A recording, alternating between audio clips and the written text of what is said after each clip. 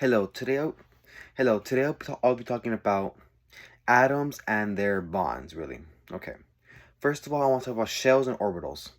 Shells are a more inaccurate representation of an atom. So in the shell diagram, it'll be the proton, neutrons right in the middle, which is the nucleus of the atom. Then the outside, it'll be circles like that with electrons, and those are electrical no electron shells. In the first shell is only two, and then from the three, four, five the other shells, maximum they will have is eight.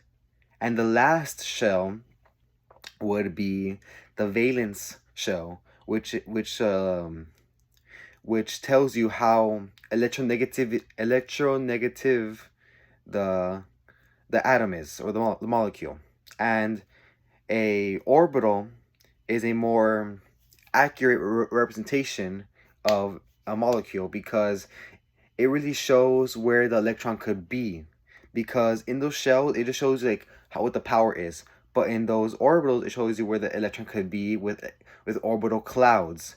And the more denser the cloud, the more likely that electron is there.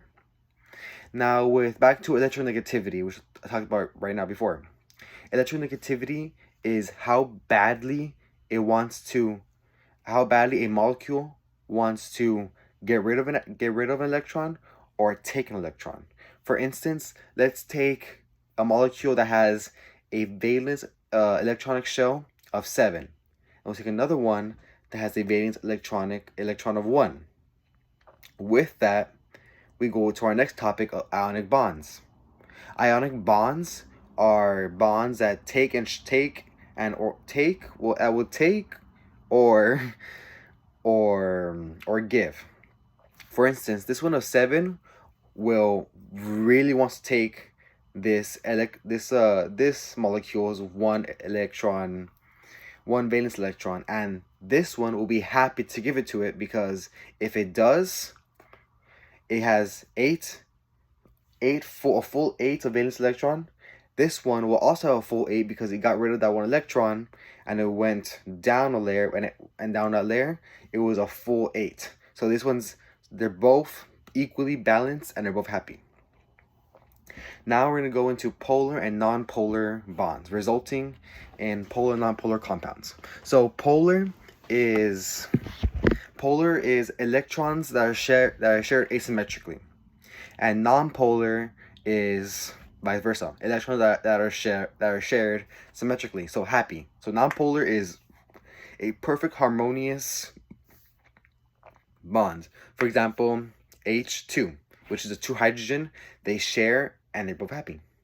And a nonpolar bond would be H2O.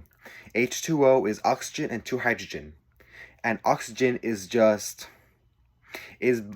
much more electronegative that it wants to take more hydrogen. It wants to take more than it gives back to the hydrogen, which causes a polar bond compound, which makes it so water is very electroconductive because of that. And then hydrogen bonds also come from H2O.